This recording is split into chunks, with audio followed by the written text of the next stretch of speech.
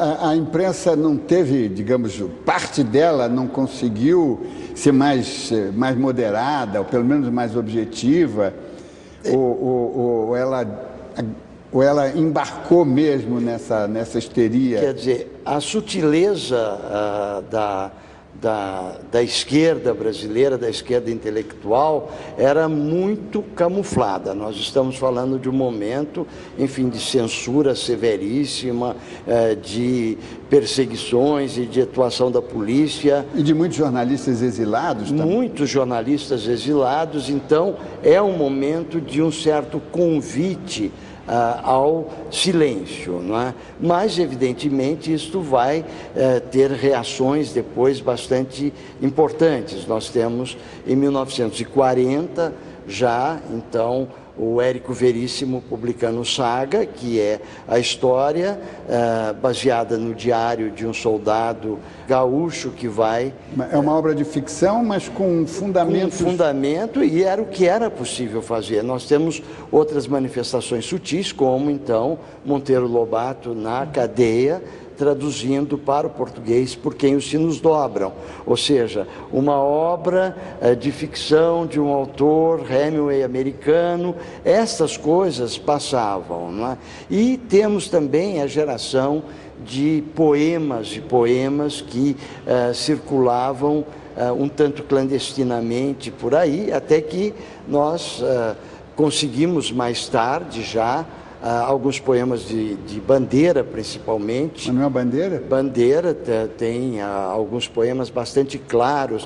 Qual a Espanha que eu quero? A Espanha... Porque, curiosamente, mais tarde ele foi da UDN, né? Quer dizer, mas ele... mas esse sentimento intelectual contra o franquismo se manifestava com Jorge Amado, por exemplo, com os Subterrâneos da Liberdade, onde nós temos, então, os estivadores do Porto de Santos não querendo embarcar café para Franco, onde nós temos outras manifestações, particularmente Drummond, não é? Com a Espanha no coração, o grande verso do Drummond, onde ele pedia para romper o silêncio da Espanha. Nós vamos fazer agora um rápido intervalo e voltamos daqui a pouco.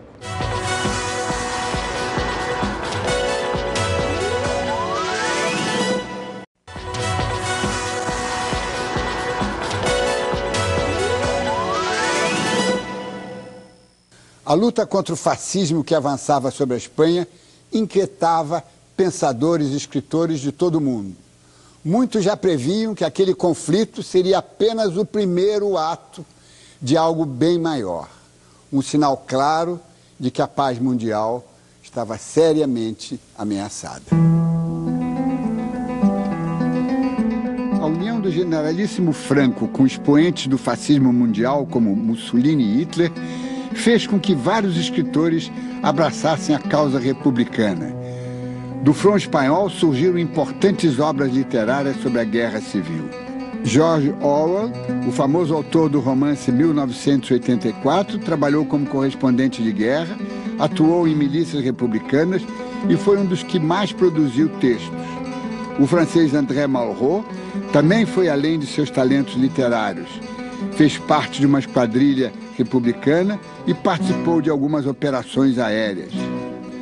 Outros nomes de peso se envolveram no conflito, como o poeta inglês Stephen Spender e também o poeta chileno Pablo Neruda, que se engajou na luta atendendo ao chamado do Partido Comunista. O romancista francês Antoine de Saint-Exupéry também descreveu em artigos e livros a tragédia que se abateu sobre aquele país. Mas o escritor que teve o nome mais associado ao conflito foi o americano Ernest Hemingway, autor do clássico Por Quem os Sinos Dobram.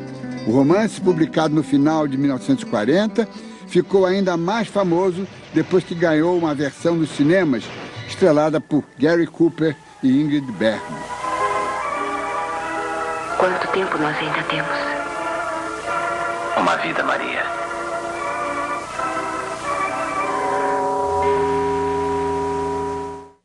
José Valdez, o professor May falou sobre a influência, a repercussão da Guerra Civil na vida brasileira, na vida intelectual brasileira, no seu transcurso e logo depois, em 1940. E como foi no resto do mundo?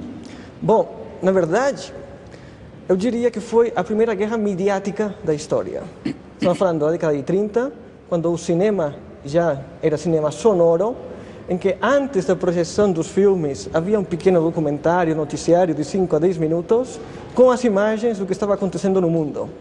Isso, para uma população que ainda não estava tão habituada às imagens e ao audiovisual como nós estamos hoje, teve um impacto muito forte. Isso por um lado.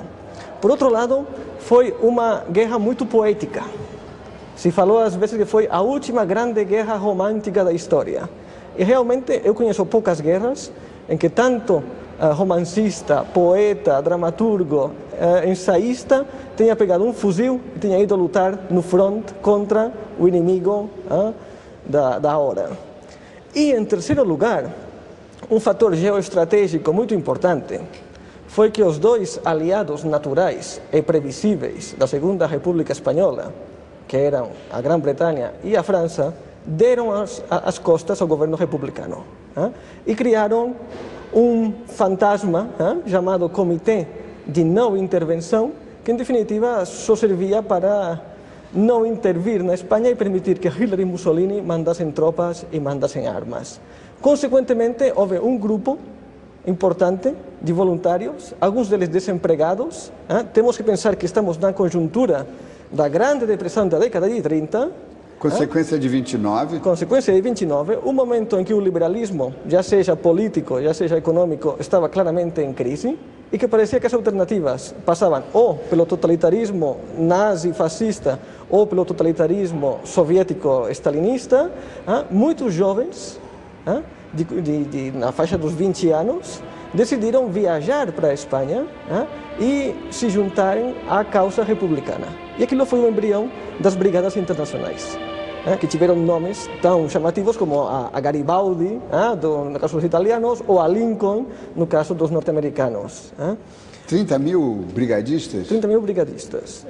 E os brigadistas tiveram um papel essencial em algumas batalhas, sobretudo na defesa de Madrid. O papel dos brigadistas, junto com o papel do armamento que Stalin mandou para a República, foi decisivo para evitar que as tropas de Franco entrassem em Madrid já no final de 36.